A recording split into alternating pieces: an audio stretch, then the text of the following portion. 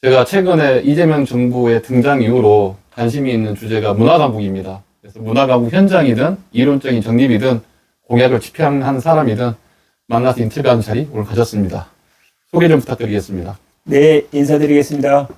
반갑습니다. 저는 한국민해총 사무총장으로 일하고 있는 강옥천입니다. 네. 네, 바로 질문 들어가겠습니다. 네. 한국민해총이 무엇인지부터 좀 소개 좀 해주십시오. 한국민해총은 1988년도 12월에 시작한 단체인데요. 그동안 88년도 우리 민해총이 탄생하기 이전에는 한국예총이라고 하는 60년대 중반에 관주도로 생긴 그 문화예술인들이 모인 단체인데, 거기에 대항해서 진보 예술인들이 88년 후반에 모이기 시작해서 백낙청, 황석영, 고은, 신경님, 뭐 이렇게 말씀드리면 다 알만한 우리나라의 문화예술계의 대표적인 예술인들이 당시에 모여서 결성을 하게 된 단체고요. 주로 뭐 이름에 민족이 들어가 있어서 약간 보수적인 그런 단체라고 생각하시는 분들도 있는데, 그 당시의 민족은 80년대에 이제 남측의 시대상을 반영한 이름이죠. 그러니까 남북으로 갈라진 그 분단의 현실 속에서 가장 그 당시의 시대적 진보 의제였던 통일이라는 주제를 예술로서 예술 행동으로 표현하고 지향했던 단체라고 보시면 되겠습니다. 그러면 이제 37년 된 오늘의 민해총은 시대의 변화 흐름에 맞추어서 통일 문제뿐만 아니라 각 시대적 에 있어서 진보적 의제를 담아내려고 노력을 하고 있고, 최근에는 뭐 기후위기, 환경 문제, 그리고 성평등 문제, 이런 것까지 확대해서 민주뿐만 아니라 진보적 의제들을 다 살피고 있다고 이렇게 말씀드릴 수가 있습니다. 37년 단체이고 그 탄생 배경에 그때 시대 모순의 어떤 행동하는, 실천하는 그런 단체로서의 정체성도 보이는데, 갑자기 궁금하긴 합니다. 그래서 이름 명칭 변경도 한번 하셨을 것 같은데, 고민을? 네.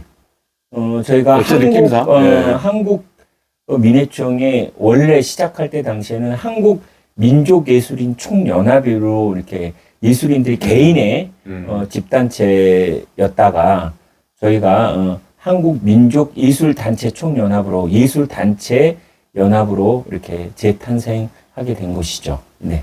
제가 첫 질문이 누구나 공통 질문이긴 하지만, 문화강국.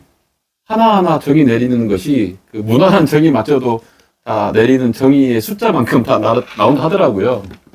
우리 사무총장님 생각하기에 일단 문화강국의 정의를 한번 내려주십시오. 문화강국은 문화의 다양성 그리고 공공성 위에서 보지 마시고요.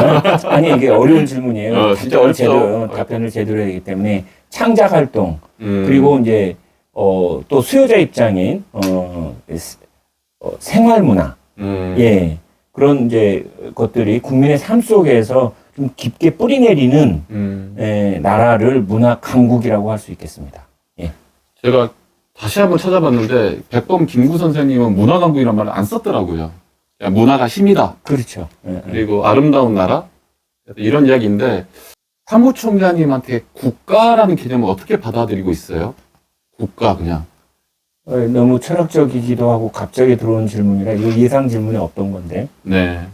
국가는 말 그대로 국민이 국민이 집단화된 어떤 집단체인 거죠. 그렇죠. 예, 국가를 얘기하기 전에 국민이 존재하고, 예, 집단체인 국가가 있는 거죠. 그 정도만. 예. 맞아요. 그러니까 제가 유식한 척 하려는 건 아니고, 최근에 이제 유발 하라리 책도 읽고 있어요. 왜냐하면 국가라는 문제를 한번 건들지 않거나 공부하지 않으면 이 이야기 산으로 가버리더라고요. 근데 왜냐하면 문화 강국에 국가는 들어가니까. 그래서 말씀처럼 국가라는 게 상상 속의 어떤 산물이긴 한데, 영토, 말씀처럼 국민. 그래서 예를 들면 문화 강국의 결국은 어떤 모양이 문화 강국에 살고 있는 국민들의 삶의 복지나 문화적 다양성이나 이런 흐름이 있는 것 같아서. 그게 전제돼야지 얘기가 되는 거죠. 그렇죠. 근데 이제 이 질문이 또 어디로 연결되냐면, 그 이재명 대통령의 이제 공약에 문화 강국이 들어가 있다 보니까 나오는 거예요. 그러면 추측해 보시면 사무총장님은 이재명 대통령 또 내지는 그 캠프에서 만들었던 문화 강국은 뭐 어떤 느낌이었던 것 같아요? 실제로 공약으로 지금 나오고 있잖아요. 예산으로. 그 가장 큰 거는 제가 볼 때는 최종 문화가 이제 기초예술이든 순수예술이든 인문예술이든 간에 기본이 되는 그 토대 예술적 토대 위에서 그 결과물 최종의 결과물이 이제 어떤 경제적 지표죠. 산업으로까지 제가 생각하는 이재명 당시 대통령의 문화 강국이라는 그 속에는 문화가 곧 힘이 돼서 산업으로 이어지는, 그리고 그 산업이 다시 선순환돼 가지고 국민의 삶 속으로 생활 속으로 현실 속으로 다시 재분배되어지거나 다시 되돌아오는 그런 걸 염두에 둔 게 아닐까 싶습니다. 그 문화 강국 가로 열고 중간에 저는 산업이라는 느낌이 더 강한 측면이 있더라고요. 대통령께서는 아까 말씀드렸지만 산업적인 측면을 많이 염두에 두신 건 분명해요. 왜냐면 이제 오늘 민해총 사무총장 만나는 이 자리가 저한테 왜 중요하냐면은 한편으로는 어제도 그런 영상이 좀 떴는데 영화 산업, 뭐 음악 산업, 많은 다양한 산업군들이 있잖아요. 그래서 문화 강국이 문화 산업을 너무 좀 지나치게 좀 포커싱이 되어 있지 않느냐. 지역 문화예술이라든지 기초적이고 기본적인 순수 문화예술이 약간 사각지대 내지는 외면받지 않느냐는 비판도 있더라고요. 어떠세요? 그런 부분은? 지금 그런 우려가 있는 건 사실이에요. 있어요? 예, 민해총 안에서도 지금 최근에 이제 가장 가까운 예는 이제 최근 문화예술 부처, 그러니까 문화체육관광부 장관 인선, 그리고 그 다음에 후속 인사로 있었던 1차관 그 인사, 그리고 엊그제 발표된 대중문화교류위원회 그렇죠. 위원장 박진영 위원장, 이렇게 CCO. 그런 이제 연결고리들을 이렇게 어떤 공통점이 있을까? 그리고 그 밑에의 인명 배경에는 무엇이 있을까라고 이제 고민을 해본 건데, 지금 말씀하신 대로 그런 산업 중심의 문화, 이런 거를 염두에 둔 인사가 아닌가 하는 게 들고요. 그것 때문에 민해총을 이제 이끌었던 아까 그 선배 예술가들의 이름을 이제 호명도 하고 했는데, 이제 그런 분들은 많은 우려를 하고 있는 건 사실이에요. 그래서 근데 다만 이제 저는 지금은 이제 최종 인사가 끝난 게 아니고 계속 진행 중에 있기 때문에 그것이 과연 문화 산업의 육성 쪽으로만 포커싱이 되는 거 끝나는 건지, 아니면 일단 우선순위를 산업으로 두되 지금 뭐 이제 소외라고 표현하셨는데 순수나 기초예술, 그 다음에 지역 문화예술, 이런 것들에 대한 대안과 대책이 아직 발표되지 않은 상황인 걸로 저희는 좀 지켜보자. 근데 이제 계속 기다릴 수만은 없고, 그렇죠. 예, 여론도 또 하나의 근데 분명한 거는 지금 그런 우려는 있는 건 사실이에요. 예를 들어서 지금 양측으로 다 이렇게 중시되고 양측으로 다 반영이 되어야 되는데 한쪽으로 이렇게 너무 이렇게 편향되고 이렇게 지원이나 이렇게 정책들이 그쪽 한쪽으로 할까봐 우려하고 있는 건 사실입니다. 민해총 사무총장님이 느끼는 지금 진단도 중요하잖아요. 지금 우리나라 문화예술의 생태계 광범위하게 가게 되면 아까처럼 생활문화, 뭐 문화적 다양성 할 수 있지만 일단 약간 장르를 좁혀볼게요. 지역 문화예술에서 창작행위를 하고 있는 수많은 예술가들의 현실은 어떤지 이거 하나 궁금해요. 굳이 제가 거론 안 해도 몰라요, 대중들은. 왜냐면 이따 나올 이야기지만 10대, 20대 친구들은 미디어 속에서 바라보는 대한민국의 문화만 보니까. 이거는 우연찮게 이 질문이 나오리라고 생각했던 게 아니고, 네. 제가 만평이 어제, 그제 날짜로 박재동 화백께서, 네, 원래 네. 박재동 화백이 이제 한겨레 시사만평의 유명하죠. 최고의 유명한 분인데, 지금 경기신문에 음. 만평을 최근에 제기를 하셨어요. 여기다 화면에 근데 띄워야겠네. 박진영 가수의 대중문화교류위원장 대통령 직속으로 장관급에 인선이 됐다고 한 발표를 듣고 그 다음 날 바로 경기신문에 낸 만평입니다.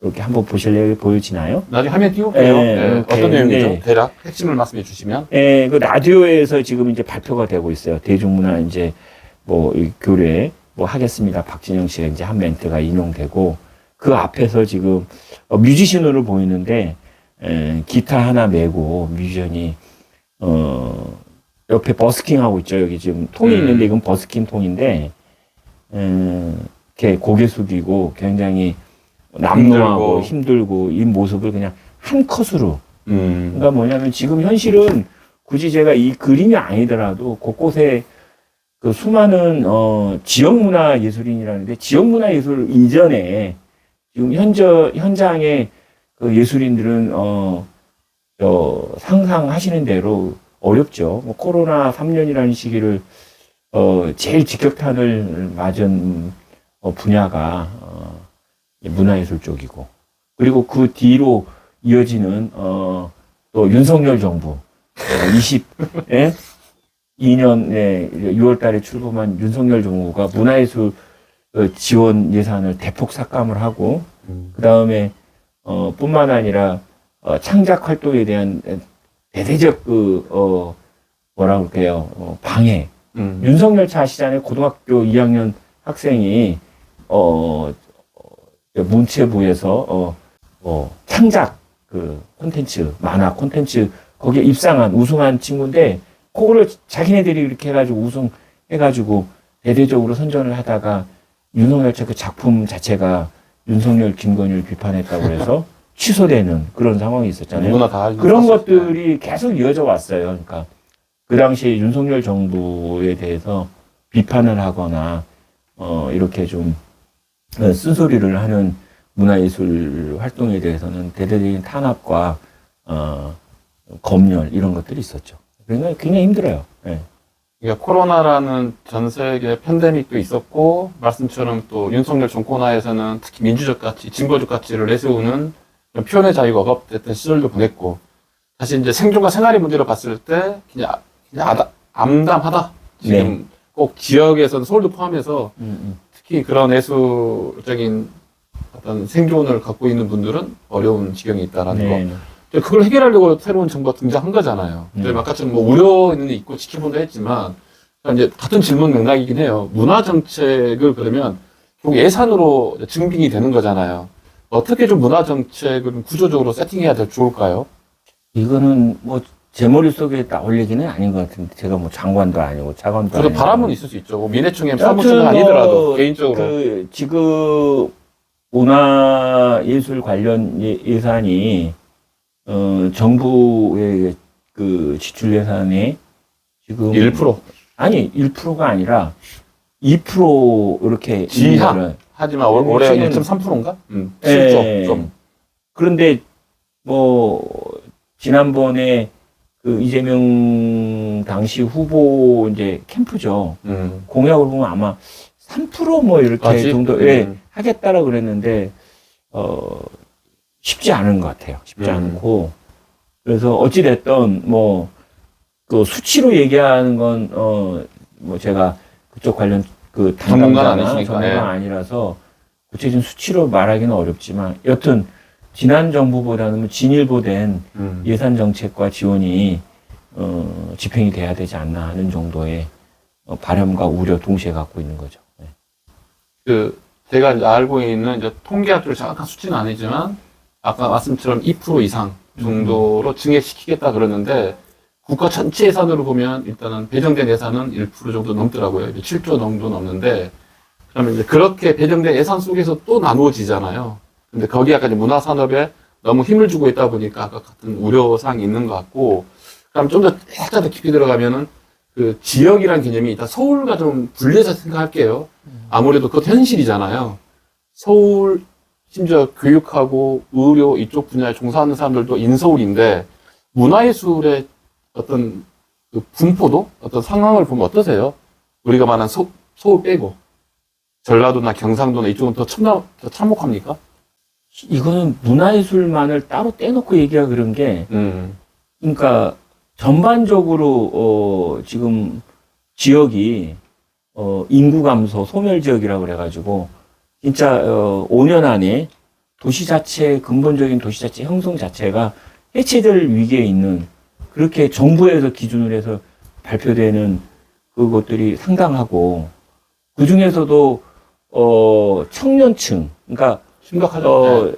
예술에 이제 막 그 창작 활동에 입문을 하는 청년 예술인들이 중요하거든요. 왜냐하면 청년들이 결국은 자기 진로를 내가 예술 쪽으로 이렇게 힘들지만 이렇게 가야겠다 하는 어떤 진로의 결정 시기가 청년에 이제 시작이 되는 시점인데, 청년들 자체가 이제 그 지역에서 탈지역화, 수도권 중심으로 이동하는 뭐 이런 것들이 이제 수치화돼서 나타난 걸 보면 뭐 그거는 뭐 상당히 어렵다고, 두 가지 측면에서.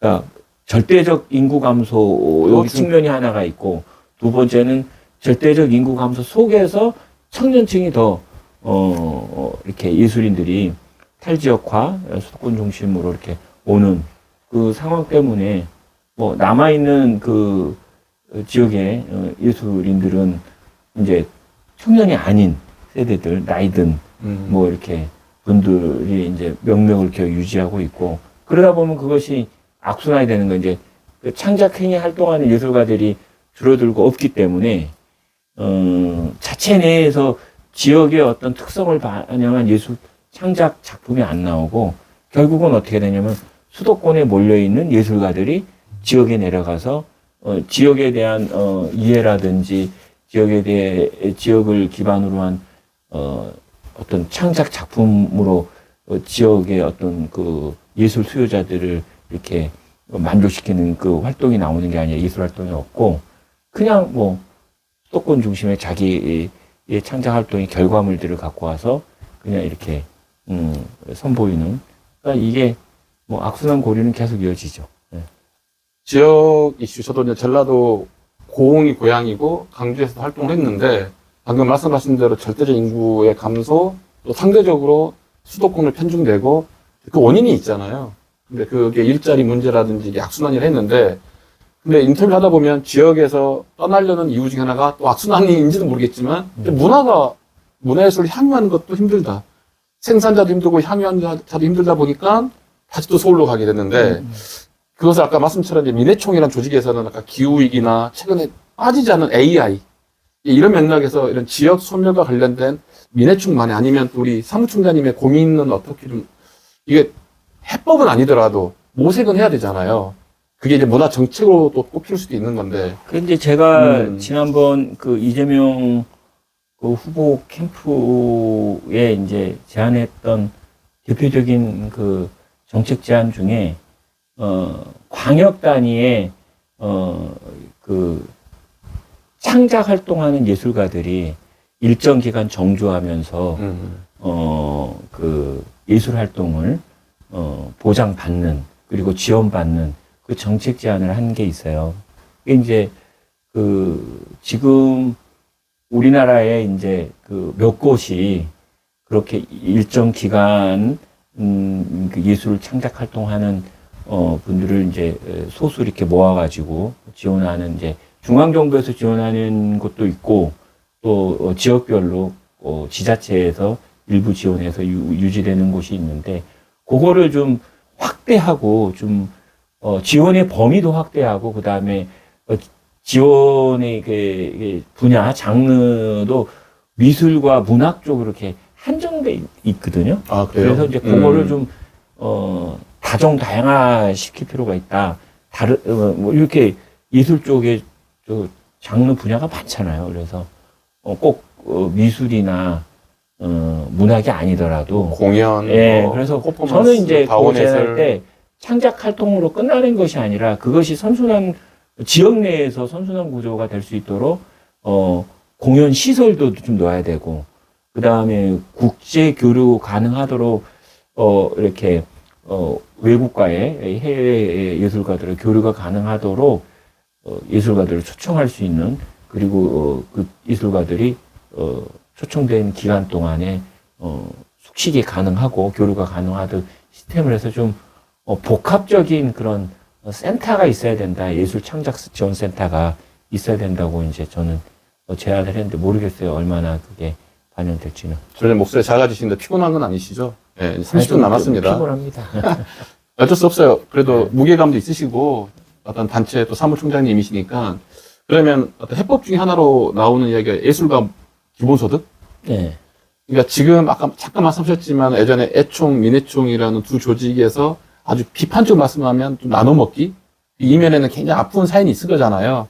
있는 예산으로, 지자체 예산으로 좀 애총도 지원해주고, 민애총도 지원해주는 거 있지만, 저는 예전에 그걸 안 좋게 봤었거든요, 사실은. 그거 지금 오해가 있는데, 이 한국민애총은, 정부에서 지원받는 단체가 아니에요. 아, 그래요? 네. 오, 이거 정말 제가 몰랐던 네. 것이지만, 분명히 밝혀야겠고, 그렇지 않습니다. 예. 아, 그럼 민애총은 지금 어떤 자립, 회비로 운영되는 거예요? 어떻게 돼요? 그렇죠. 그리고 네. 중앙정부에서 지원하는 게 아니라, 지자체별로, 지자체의 그 단체장의 의지나 철학이 반영돼서, 물론 이제 법률에 근거하죠. 법률에 근거해서 지원할 수는 있는데, 생각하신 것처럼 모든 전 지역에서 한국민애총이 막 그렇게, 정부 예산으로 지원받거나 그렇지는 않고요. 예. 그러면 제가 좀 더 편안하게 지금. 좋죠.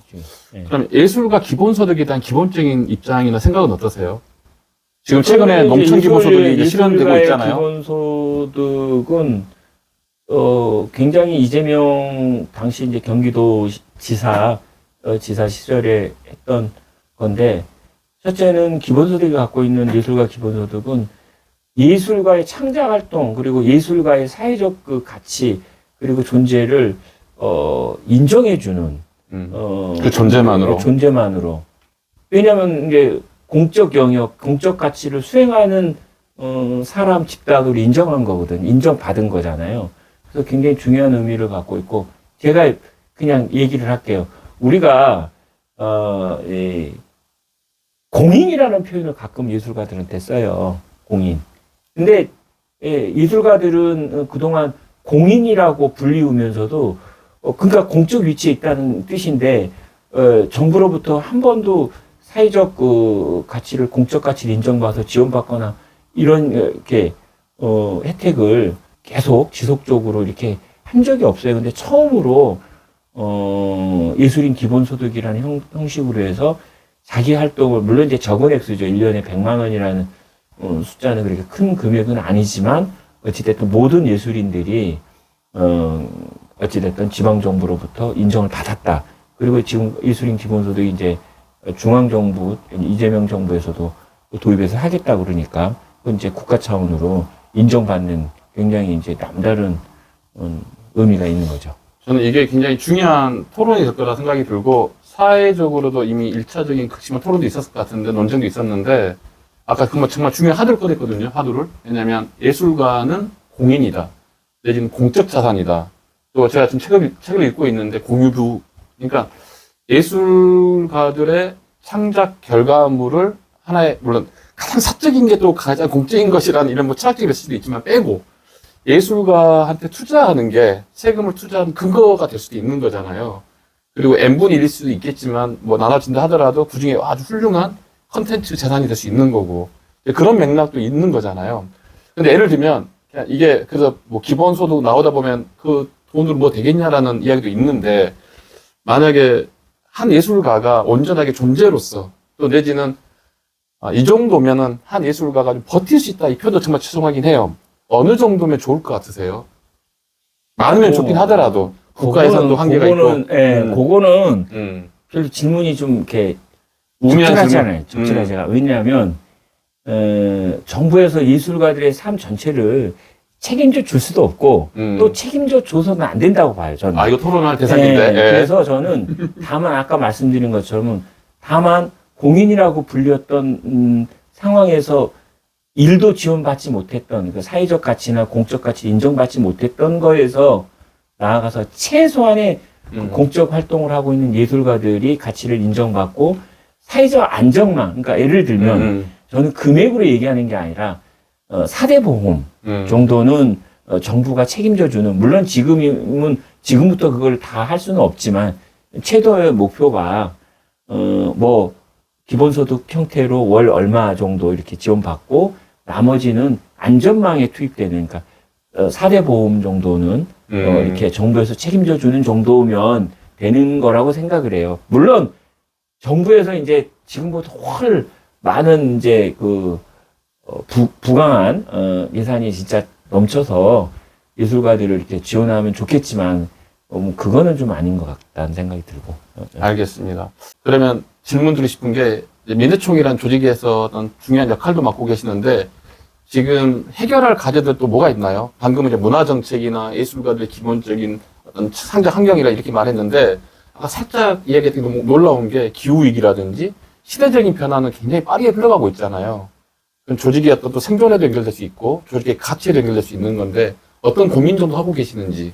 이거는 좀 질문하고 좀 다른 답이 될 수도 있는데. 상관없어요, 전혀. 지금 창작 활동에 좀 저해되는 법적 제한적 그게 있어서 지금 국가보안법을 들 수 있어요. 국가보안법이 표현의 자유, 이 창작의 자유, 예술가들이 직접적으로 지금 당면한 문제고, 그래서 지금 그 문제를 가지고 계속 지금 정부를 향해서 1인 시위도 하고 있고 의견서도 전달하고 뭐 계속 그렇게 캠페인을 하고 있는데, 일단 국가보안법 전면 폐지가 옳지만 그게 전면 폐지가 어렵다고 한다면 국가보안법 에서 표현의 자유 그 부분은 반드시, 그게 아마 7조인가 그럴 거예요. 7조인가 5조인가 나도 좀 헷갈리는데, 그 항목 부분은 빨리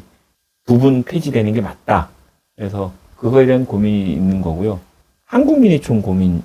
그죠. 왜냐면 제가 그 전에 정말 좀 놓치고 있다고 생각이 방금 망치 한 대 맞은 느낌인데, 저도 이제 너무 코로나 이후부터 한 6년 동안 백수로 지내면서 생존이 힘들고 생활도 힘들다 보니까 아까 산업, 일자리, 일거리도 좀 너무 분위기를 몰고 갔나 봐요. 근데 예를 들면 문화강국이라는 게 정말 중요한 게 표현의 자유잖아요. 특히 윤석열 정권에서 그걸 온몸을 느꼈는데, 그런 어떤 국가보안법 사례뿐만 아니라 한국에서 표현의 자유를 어느 정도로 진단할 수 있으세요? 또 옛날에 블랙리스트 사건도 기억나고요. 지금 이제 그러니까 우리가 지금 새 정부가 탄생한 지 딱 100일 됐어요. 진짜 그 100일인데 많은 변화가 있죠. 그렇죠. 첫째는 할 말 다 하고, 그리고 좀 더 과하다 할 정도로 사람들이 뭐 자기가 생각하는 의견들이나 이런 것들을, 그게 이제 예술적 행위가 됐든 그냥 일반적 의사가 됐든 뭐 하고 있기 때문에, 이제 뭐 지금처럼 앞으로도 마찬가지로 새 정부에서는 이제 그런 자기의 그 표현의 자유, 창작 활동에 대한 뭐 저해함이나 방해 이런 것들은 없을 거라고 보는 거죠. 그래서 그거에 대한 우려는 1도 없는데, 이게 다만 아까 또 이어서 말씀드리면 국가보안법 7조 폐지 문제는 진짜 예술가들한테는 이제 지금 생존하고도 관련이 있고, 그럼. 그렇죠. 표현의 자유랑 걸면 다 걸려요. 걸면 다 걸리고. 그래서 일단 지금 할 수 있는 거, 지금 정부 여당이 어찌됐든 지금 여론의 막강한 여론의 지지를 받고 60% 가까이 대통령도 이렇게 받고 있기 때문에 지금 또 국회도 다수당이고 해서, 하여튼 국가보안법 7조 폐지는 올해 안에 너무 끌지 말고 빨리 합시다. 오늘 정말 가장 중요한 파트인 것 같아요. 지금 오늘 인터뷰 중에서는. 그럼 하나 더 질문할게요. 그 표현의 자유를 혹시나 참 어려운 주제이기도 하잖아요. 왜냐면은 우리 어디만큼 인정할까? 사실 이것도 경계선을 짓는 것도 잘못된 생각일 수도 있잖아요. 왜 이 질문 드리냐면, 지금은 약간 급진적이라고 해야 되나요? 극단적이라 해야 되나요? 예전에 또 아까 윤석열 차도 표현의 자유에서 당연히 보호해 줘야 되잖아요. 그 작품을. 거꾸로 이재명 대통령이 들어오고 나서 극우 세력들이 뭐 진짜 가짜 뉴스부터 시작해서 엄청나게 표현을 또 하잖아요. 그런 부분에 있어서 진보라 해서 여기를 안고, 또 보수라 해서 극우라 해서 좀 멀리 하는 것? 근데 가끔은 뭐 독일에서 나치를 차량하는 것은 정말 엄격하게 금지시키고 처벌하잖아요. 어떤 사무총장님의 경계선은 있는 건지, 이게 사회적 합의인 건지, 또 이제 맞물려서 말씀드리면 문화 강국에서 문화적 다양성은 정말 중요한 거잖아요. 함께 묶어서 표현할 수 있는 것 같아요, 이야기를. 이게 이제, 뭐, 제 기준이에요. 예술 활동에 있어서 표현의 자유를 짓는 저의 기준은, 사실과 진실 사이라고 봐요. 뭐냐면, 사실은 분명히 팩트체크가 되는 거잖아요. 그게 언론이 됐든 예술 활동이 됐든 그러니까 사실이 아닌 허위 사실을 가지고 하는 것은 표현의 자유에 해당하지 않는다고 생각하기 때문에 그 부분은 엄격하게 활동에 제한을 둘 수 있다고 저는 보고, 다만 진실의 영역이라는 것은 좀 다른 문제예요. 굉장히 주관적이고 같은 사실도 가지고 해석하기 나뉘기도 하고 그런 네. 관점의 차이는 좀 용납해 줘야 된다. 그거를 예를 들면 어떤 특정한 면을 진보 쪽에서 바라보는 거하고 보수 쪽에 바라보는 건 다를 수 있거든요. 근데 그런 정도의 관점의 차이로 인한 해석, 그리고 거기에 대한 창작 활동, 그리고 거기서 전반적으로 하는 어떤 예술적 자유, 창작의 네. 자유 이런 거는 이 날파리 표현의 자유. 네. 그런 거는 용납 받아야 된다. 그런데 이제 진실의 영역이 아닌 사실의 문제는 분명히 확인이 되고 분명히 누가 보더라도 백인 백답 분명히 딱 나눠질 수 있는 거는 제한을 해야죠. 뭔가 아슬아슬한 경계선이 너무 아니요, 저 많은 것 개인이에요. 같긴 해요. 좀 반론하기보다는 최근에 제가 어차피 문화 강국 속의 표현의 자유는 너무나 중요한 파트다 보니까 최근에 제가 그걸 자세히 파헤치진 않았습니다. 징벌적 손해배상제? 미디어 분야에 종사하신 분들은 그걸 굉장히 좀 반대하는 쪽으로 나오고 있더라고요. 그래서 예를 들면 의혹 제기? 이런 부분도 할 수 있는 건데, 언론의 자유의 입장에서는 이게 징벌적 손해배상제란 그 묵직한 슬로건 하나만으로도 이미 좀 탄압받고 있다까지 너무 오버지만 죄송합니다. 뭐 이런 고민이 있는 것 같아요. 저는 거기서 딱 그 얘기 잘했잖아요. 의혹 제기는 할 수 있어요. 의혹 제기는. 근데 의혹이 사실인 것처럼 확정 짓고 얘기하는 건 다른 얘기지. 그래서 제 기준은 이건 다른 건데, 이거는 이제 예술적 영역이 아니라 이제 언론 쪽에서 이제 지금 징벌적 손해배상 얘기가 나왔기 때문에 그건 잠깐 옆길로 그렇죠. 가지만 네. 저는 개인적으로 의혹 제기는 가능하다. 그리고 특히 언론에서는 그것이 일종의 또 사명일 수 있어요. 네? 사명일 수 있기 때문에 나는 지금 의혹 제기라는 대신에 의혹 제기라는 걸로 더 나아가서 의혹 제기 수준이 아니라 사실 확정을 짓는 걸로 이렇게 공표하거나 이거는 좀 다른 문제다. 좋습니다. 그래서 언론에서도 무조건 언론의 자유가 무한대로 있는 게 아니라 어떤 선이 있다. 저는 그렇게 보죠. 그럼 언론이라는 건 또 다른 사회적 공기라고 하는데 예술 단체 대표시니까 사무총장님이시니까 그 표현의 자유가 너무 좋았어요. 개인적으로 너무 좋았어요, 오늘. 왜냐하면 그러면 예전에 윤석열 차도 마찬가지지만은 이명박 대통령 때 막 지 땡땡으로 묘사하고 또 박근혜 대통령을 닭대가리 뭐 이런 식으로 묘사했잖아요. 그 주관적이죠. 그러니까 이제 그런 부분은 저는 허용이 돼야 된다고 보는 거지. 그는 사실 지금 이재명 대통령한테도 마찬가지고요. 저는 예를 들어서 그래도 비하적 의도로 그렇게 볼 수도 있어요. 근데 하는 것은 저는 대통령도 그 부분에 대해서 막 옛날처럼 윤석열처럼 막 징계하고 막 야 그거 그 말이 돼? 이렇게 하지 않을 거라고 봐요. 그 정도는 분별할 수 있는 사람이니까. 좋습니다. 정말 다시 말씀드리지만 제가 민회총에 다시 한번 그 단체의 가치, 또 우리 사무총장님의 가치를 확인한 시간이었던 것 같아요. 방금은. 자, 일단은 이 정도 하나 끝내고 지금 오늘 이 인터뷰 장소 서촌이거든요.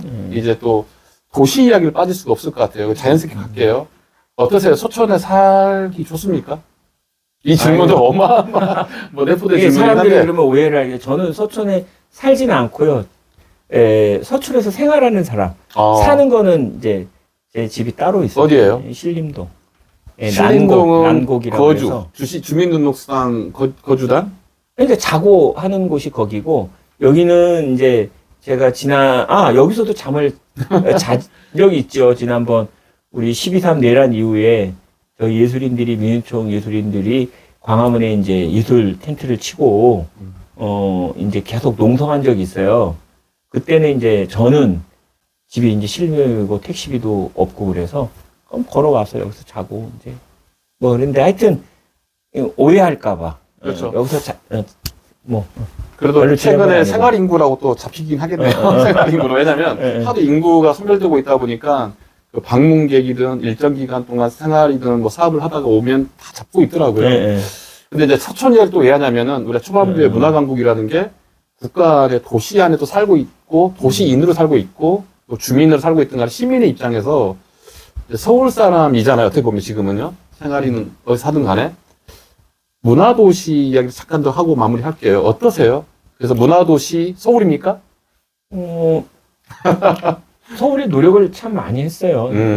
지금 오세훈 시장 시기는 아니고 박원순 시장 미리 입장을 정리하고 오세훈 씨를 예. 까는 거 아니에요? 또? 아니 실제로 그래서 저는 이제 참고적으로 민해총 총장 활동 이것만 이제 잠깐 이제 시작이 이렇게 됐기 얘기를 했는데 저는 이제 문화예술기획 시선이라고 뭐 1인 기획사 뭐를 하고 있고요.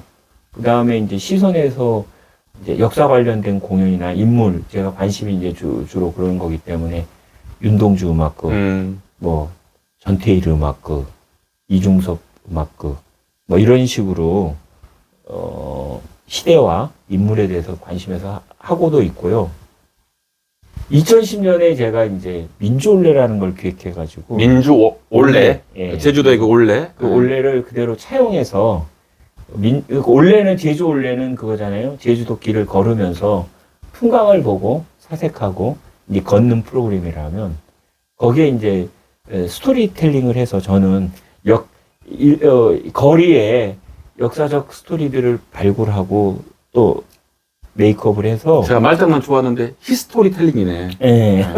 그래가지고 앞에 이제 민주 역사적 장소 민주화 이 과정에 있었던 이런 것들을 이제 찾아서 길을 만드는 일을 했어요. 그래서 3.1 민주올레, 4.19 민주올레, 60 민주올레, 5.18 민주올레 이렇게 절기별 현대사 사건들 민주올레를 가지고 했고 또 지역에도 민주올레길을 만들었어요. 예를 들면 남산에서 용산 그 남영동 그 지금 인권 그 센터가 있는 이제 그 길을 이제 남산 남영동 올레길 이렇게 했고 신촌 올레도 신촌 지역에 이제 연대 서강대 이대가 있어서 민주화 운동 한 가운데 있었던 지역이에요. 맞죠? 그래서 거기에 이제 뭐 여러 역사적 발자취들이 있습니다. 그런 곳들 곳곳을 엮어가지고 길을 만들고 관악 민주올레라고 해서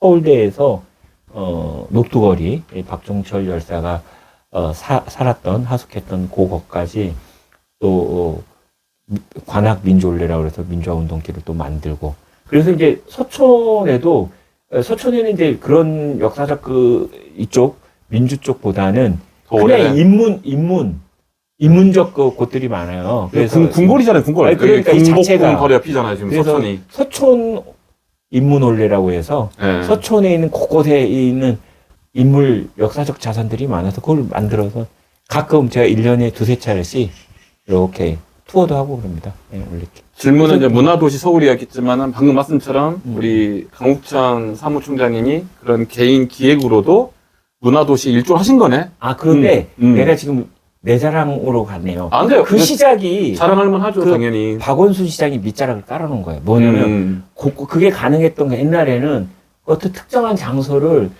스토리텔링이 되게 힘들었어요. 근데 그때 무슨 일을 하셨냐면 곳곳에 표석들을 다 만들고 박 시장이 조그만 근데 표석이 있고 없고 큰 차이야. 곳곳에 표석이 있으면 그게 어떤 곳이라는 것을 뒤늦게라도 찾아볼 수가 있는데 그 자체가 없는 건 좀 다른 거고 그 다음에 박 시장이 지금 뭐를 해놓으셨냐면 버스 정류장 이름들을 저기 기존에 있는 이름 옆에다가 하나 더 가로 열고 가로 닫고 해가지고 역사적 인물 그러니까 거기 활동했던 뭐 역사적 인물이다 살았던 인물이다 그러면은 무슨 정류장 해가지고 병기 표기하고 방송으로도 이렇게 하고 뭐 그렇습니다. 그래서 그게 박원순 시장이 해놓은 게 되게 많아요. 지금 벌써 그 10년 문화- 전에 문화- 이야기를 꺼냈던 이유는 그 토대가 마련됐다. 네, 예를 들면 그래서- 저희들 입장에서는 역사도시 서울, 문화도시 서울, 어떻게 더 카테고리가 넓은지 모르겠지만 또 최근에는 뭐 기후위기니까 생태도시도 꿈꾸고 있는데 그 전임 시장의 어떤 역할, 역량이 그때 지금까지 내려오는 연결되고 있고 거기 또 일조하셨다는 건데 어쩔 수 없네요. 지금 오세훈 서울시장은 반문화적인 시장입니까? 이제 반문화적이라고까지는 까지는 너무 아니더라도 아니죠. 예, 비판을 문화적이 정확히 해야 아니까 되니까. 문화적이긴 한데 근데 이제 문화의 친화가 있어요. 그러니까 그는 계급적 친화가 아니고 수요자 입장에서는 문턱이 있으면 안 되잖아. 근데 오세훈이 하는 문화는 좀 계층화, 입금 시켜가지고 있는 여유 있어 있고 보이는. 있어 보이는 쪽으로만 해. 음. 그러니까 서민들 중심의 관점에서 정말 필요한 문화적 상상력이 동원되거나 이렇게 해서 작동돼서 프로그램을 기획하고 뭘 사업을 진행한다기보다는 화려하고 첫째 화려해야 되고 있어 보여야 되고 그리고 실제로 또 문화적 장르도 또 이렇게 막 클래식이라든지 막 이렇게 하는 쪽으로만 이렇게 편중돼 있어요. 그러니까 물론 저는 그걸 반대하는 건 아니에요. 왜냐하면 저도 비슷한 생각이 있어요. 문화라는 건 다 다양해야 공존해도 되니까. 다양한 측면에서 필요하지만 거듭 얘기하면 그것만큼 또 기회를 줘야 되고 또 이쪽도 돌봐야 되는 거거든요. 상대적인 저기를 문화 향유를 할 수 있는 서민들도 시민이니까 그런 쪽으로도 관심을 갖고 해야 되는데 예를 들면 반문화적이라고는 할 수는 없는데 하여튼 언젠가 올해가 가기 전에 그런 토론회를 공식적으로 제안할 수도 있을 것 같아요. 내년에 지자체 선거가 있다 보니까 저는 이제 국민들이 바라보는 문화 정책이랑 우리가 더 가깝게 실감게 느낀다고 해야 되나? 어떤 시민, 주민, 구민의 입장에 느껴지는 문화적인 향유와 생산을 더 높이 사는 것 같아요, 저는. 그러다 보니까 서촌 이야기 나오고 서울시 이야기 나왔는데 일단은 이 오세훈 시정, 특히 문화예술 정책이라 평가는 잠시 뒤로 하더라도 그럼 내년에 지자체 선거가 있으면 이런 시장의 등장 필요하긴 한 거잖아요. 물론 오늘 내가 진보적인 채널이고 진보적인 인사긴 하지만 이거 잠시 내려놓더라도 미래 시대를 대비하기 위한 내년 지자체장 선거 너무 중요하다. 저는 그렇게 보거든요. 어때요? 어떤 시장을 좀 바랍니까? 저는 뭐 한국민예총을 사무총장으로서 이전에 문화예술 기획을 하고 있는 사람으로서 좀 더 문화가 풍성해질 수 있는 지방선거도 또 문화에 대한 이해가 있고 거기에 대한 문화 산업이라고 지금 할 정도로 중앙정부에서 대통령이 하는 거는 그만큼 국가 먹고 사는 경쟁력. 문제도 그렇죠. 먹고 사는 문제도 사실 문화에 달렸다고 보기 때문에 그렇죠. 문화 산업이라니까 그 자체에 대해서 존중함이 있어요. 근데 그만큼 지방정부 서울시장 후보라면 거기에 대한 충분한 문화에 대한 이해가 있어서 문화예술에 대한 다양한 지원 그리고 그 문화에 대한 공공성에 대한 충분한 이해 그리고 가치에 대한 인정 이런 것들을 좀 제대로 해내는 사람 알고 있는 사람이 되면 좋죠. 본인이 이제 문화기획 시선이라는 그 대표 역할을 하고 계시는데 이제 어떤 시장한테 바라는 거 말고 한 주체적 인간으로서 본인이 꿈꾸는 서울시를 기획한다면, 디자인한다면 어떤 느낌이 가장 강해요? 그 지역은 지역 사람이 가장 잘 알잖아. 그래서 지역에 이제 물론 이제 저 같은 경우는 곳곳을 다닌 이 오지랖도 있긴 하지만 그런 거 말고 지역의 문화를 중심으로 풀어내는 지역의 지역 스토리텔러들 예술가들이 많이 탄생되면 좋겠다. 그게 문학이 됐든 공연이 됐든 미술이 됐든 자기가 살고 있는 지역을 잘 중심으로 해서 연구하고 이렇게 해서 그걸 예술 활동 작품으로 이어지게끔 하는 것이 가장 경쟁력 있고 또 수요자 입장에서 그것이 좀 특별하고 특색이 있잖아요. 다 천편일률적으로 바깥으로만 볼 문제가 아니고 얼마든지 서천 얘기 잠깐 돌아오면 서천에 그 노벨 문학상 탄 한강 작가가 살고 있어요. 저는 집도 알아요. 예.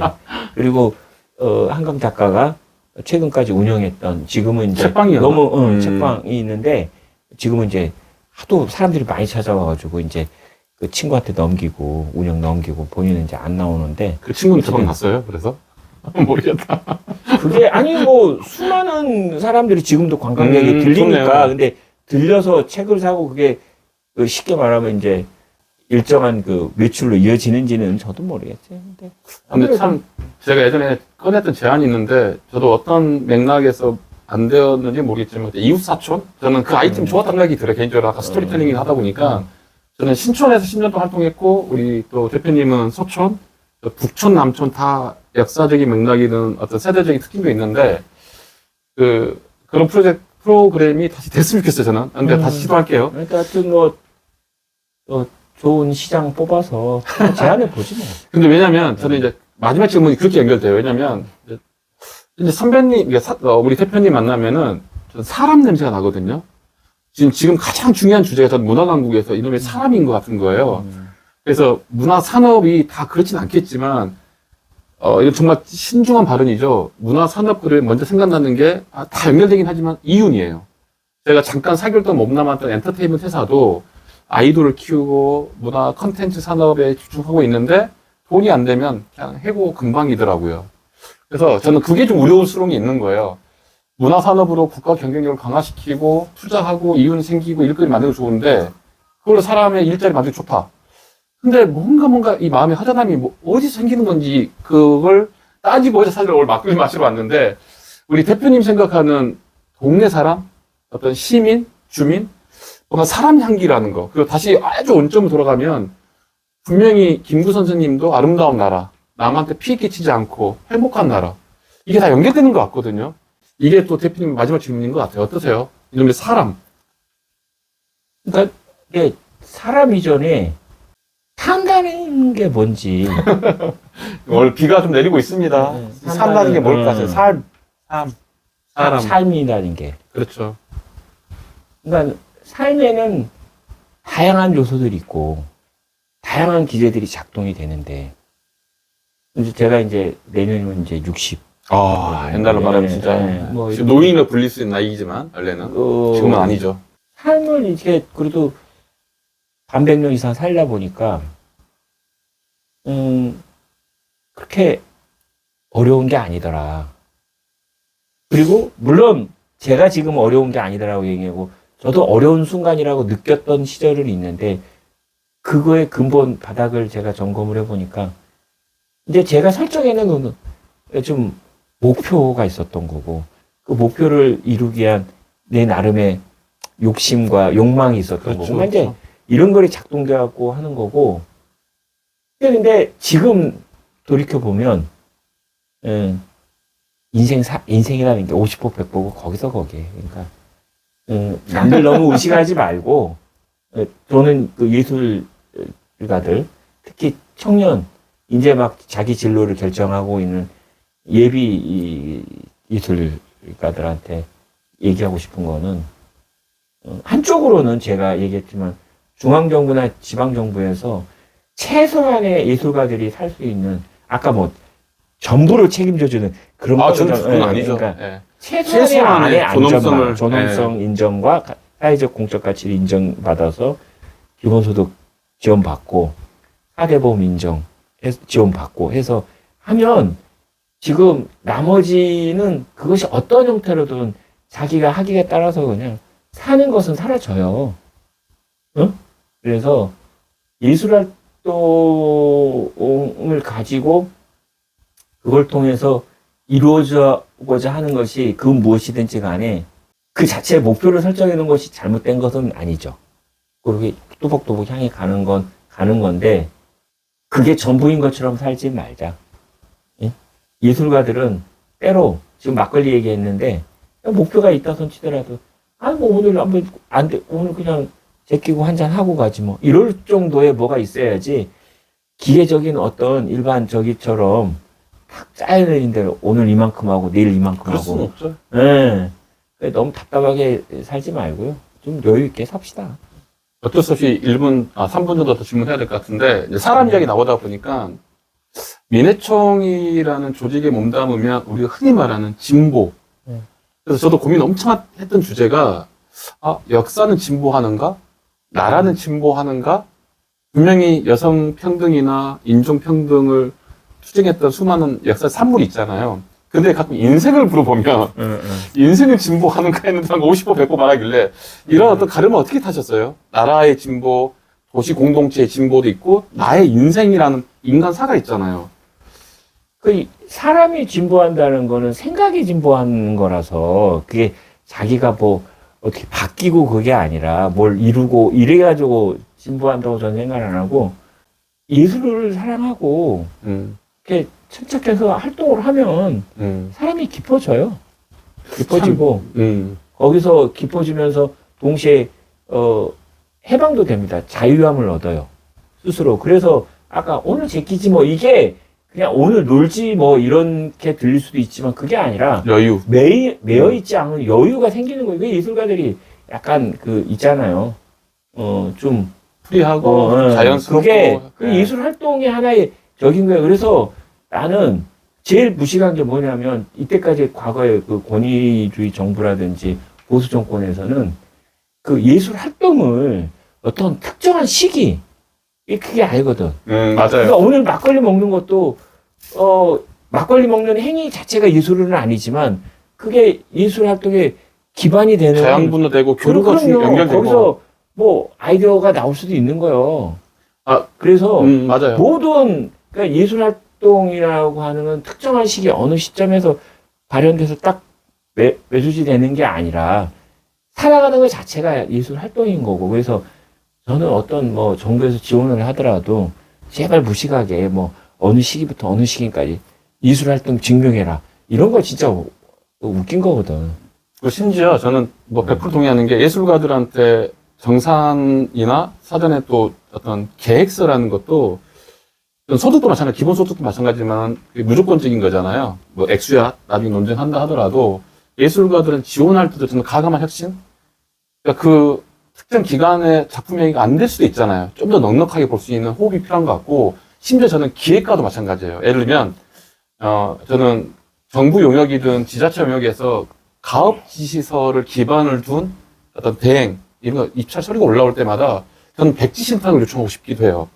너무 다 짜여진 기획을 그냥 하청 맞고 대리마다 보니까 이게 기획가 맞나? 이게 저는 여기서 약간 이렇게 제 선을 좀 그어서 얘기를 좀 해야 많이 되는 게 돼요. 저는 과업지수를 통한 이 예술 활동의 결과물도 필요해요. 그 어느 정도 대신 과업지수 정도가 내려오려면 하나를 해서 1년 이상을 먹고 살 수 있을 정도의 사이즈 예산 지원 예산 그게 아니라면 거꾸로 얘기하면 그런 정도의 그 지원 금액이 아니라면 과업지수 그런 식의 그거는 완전히 그 악행입니다. 맞아요. 그래서 나머지는 저는 그래서 예술인들이 사업 지원 방식은 지금 과업지수를 통한 고액의 사업이 있을 수 있어요. 그거는 그거대로 하고 그 완전 전면 폐지하면은 큰 금액들을 어떻게 하겠어? 그 무조건 뭐 몇 억을 그렇죠. 어떻게 저는 무책임하자 말은 아니었으니까. 그리고 나머지는 소액 다수 보편적으로 지급해 이제 사업 지원 이게 창작 활동 지원이 돼야 된다. 그러니까 뭐냐면 큰 금액 중심으로 소수를 뽑아갖고 지원하는 방식이 아니라 다수의 창작하는 예술인들을 대상으로 그게 300만 원이셔도 좋고 200만 원이어도 좋고 범위 내에서 그냥 근데 그거는 과업 지시서나 결과 보고를 하는 거 아니야. 지시서도 없고 결과 보고를 안 해. 야, 이 전문적 이야기 나오니까 좀 재밌는 토론이 됐긴 했는데, 그래서 아까 물어봤던 게 사람이었던 이유가, 한편으로는 사람이라는 걸 무한한 신뢰로, 애정으로, 책임으로, 이 존재로 존중해야 되는데, 또 한편 이면에는 그 사람 믿을 게 못 된다. 그러니까 입증 자료를 원하고, 정산을 원하고, 심지어 예술가 기본소득도 그런 이야기 나올 때, 그 주면 그냥 어떻게 돼, 낭비가 된다. 이런 말도 하다 보니까 어떤 사람에 대한 이야기를 한 것 같아. 예술 창작 활동은요, 계량할 수가 없어요. 그래서 그냥 나는 목숨부터 이 전제 조건은 그 사람이 목숨 죽으면 안 돼. 그러니까 그 기간에 죽어 있는 그 누군가 그거를 저기 쓸 거 아니야. 무슨 얘기인지 알죠? 알죠. 그러니까 목숨, 그러니까 숨 쉬고 있는 숨 쉬고 있으면 그건 예술 활동이에요. 그렇게 본 거야. 300만 원 예를 좀 지원했다. 300만 원 가지고 뭘 저기를 하겠어. 그러니까 그거는 가감 없이 그냥 지원금으로 창작활동 지원금으로 내려줘야 된다고 생각하고요. 그리고 마지막에 어떤 식으로 결과물들은 그러니까 그 과정을 정산증명하는 게 아니라 결과물들만 그게 노래가 됐든 공연이 됐든 뭐가 됐든 간에 거기에 맞는 자기가 저기 하려고 했던 그것에 맞는 결과 보고만 마지막에 하면 돼요. 네, 근데 마지막 질문 할게 이제는. 왜냐면 아까 저는 그게 좋았던 것 같아요. 아까 표현의 자유 좋았고, 두 번째는 60이 내년인가요, 올해인가요? 내년. 이제 문화강국이라는 게 그래도 의도적이든 또 자연스럽든 간에 누군가의 행위로 만들어지는 거잖아요. 한 60대 접어들 때 저는 끔찍한 예를 뭐 고독사, 노인들의 어떤 방치들 이런 게 있는데 그런 얘기 잠깐 하셔도 되고 60살의 강욱천한테 어떤 스스로의 미션이라 해야 되나? 이런 거 하나 있을 수 있고 또 이제 입문하는 친구도 있잖아요. 제가 또 특정 나이를 말하지 않겠지만 굳이 20, 30대를 할게요. 미래 세대들이 문화강국을 도전한다면 만들고 있다면 행위를 하고 있잖아. 어떻든 간에 그 친구들한테 하고 싶은 말 이렇게 매듭을 지을게요. 60대를 접어든 강욱천 그리고 문화강국 만들기에 뛰어들고 있는 20, 30대 청년들.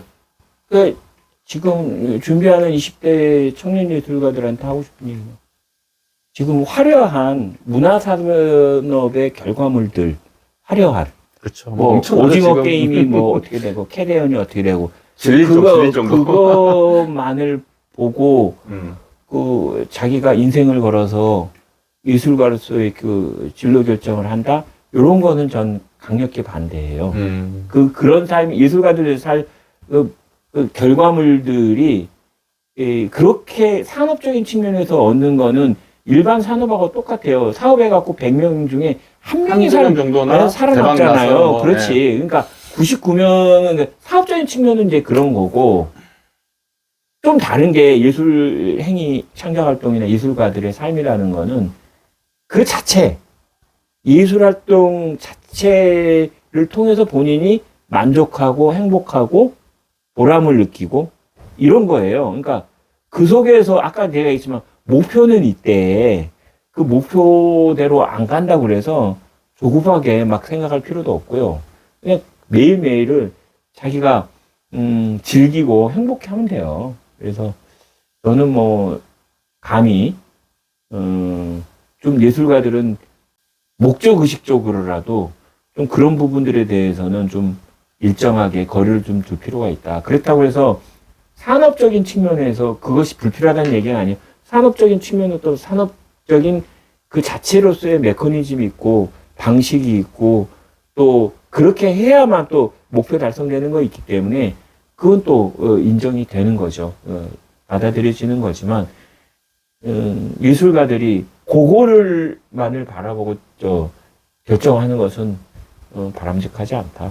그럼 제가 약간 우미한 질문 한 것 같네. 그러면 꼭 문화강국의 어떤 목표 지점에서의 60살의 강욱천을 의도한 건 아니고, 이제 60살의 나이가 적은 나이 아니잖아요.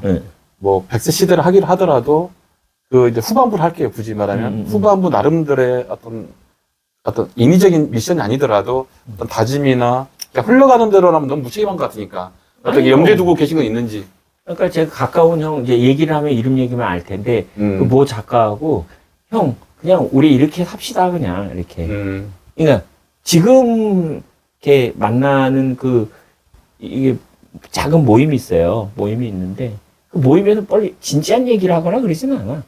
그냥, 그렇게 사는 거예요. 사는 얘기하고, 막걸리 마시고. 근데 그 다음 주에 보면 또 보고 싶고. 그럼 그렇게 사람이란 그렇게 사는 거지 뭐. 인생 특별하게 뭘 강제적으로 없어. 세팅한 거 없네. 없이 그냥 편안하게 편안하게 남은 인생 그렇게 삽시다. 욕심 버리고. 그게 오늘 마지막 멘트 맞습니까? 예, 자연스럽게 편안하게. 그런 거고 지금 또 하나는 제가 민해총 사무총장으로서 제가 처음에 이제 직무대행으로 이제 음. 몇 개월 잠시 이제 돕기로 했다가 이제 이렇게 여기까지 왔는데 지금 당면한 민해총, 한국민해총 현안들이 몇 가지가 있는데 그걸 좀 잘 제가 해결하고 해서 후배들이 민해총 거기에 이제 활동하는 것이 보람과 긍지가 될 수 있도록 해놓고 나는 이제 자연스럽게 거기서는 이제 은퇴하는 것이 후배들한테 물려주는 게 제 가장 개인적인 또 목표이자 바람이죠.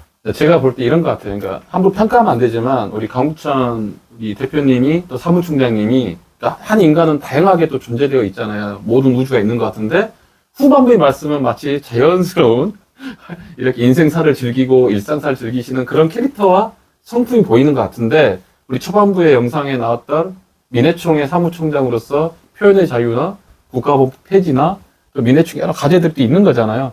그걸 동시에 또 수행하는 그런 병존적 인간인 겁니다. 맞죠? 또 여러 가지 또 다른 또 숙제도 있겠지만은 그래도 자연스러움이 제일 많이 강조하시는 것 같긴 해. 그러니까 오늘 얘기 들어보니까 오늘도 이렇게 자연스럽게 마치도록 하고 이제 영상 안 찍겠지만은 막걸리 마시러 갈 건데 그래서 서초리가 가장 대표적인 막걸리 홍보해 주면서 끝내십시오. 추천하고 싶은 가게 하나. 여기 바로 이제 그 달래국수라고 하는 조그만 집이 있어요. 저희 단골집입니다. 일주일에 한 두세 차례 다니는. 지난 광화문 우리 탄핵 과정에서 거의 매일 와서 술을 마셨고 그래서 간이 안 좋아져가지고 100일 동안 금주 했다가 지금 최근에 다시 시작했구나. 금주 해제돼서 술을 다시 마시게 하는데 건강도 생각하면서 조금씩 마시려고 하고 있습니다. 달래국수 이용해 주세요. 네, 달래국수 이용해 주시고 제가 그저께인가 영화 낯설의 감독의 어머님이 하고 있는 게 노원구인가? 거기 피노키오 국수집? 거기를 엄청 강조하던데 제가 더 영향력 있는 유튜버가 된다면은 방금 달래국수 꼭 기억해 주십시오. 다 냅니다. 달래. 고맙습니다. 고맙습니다.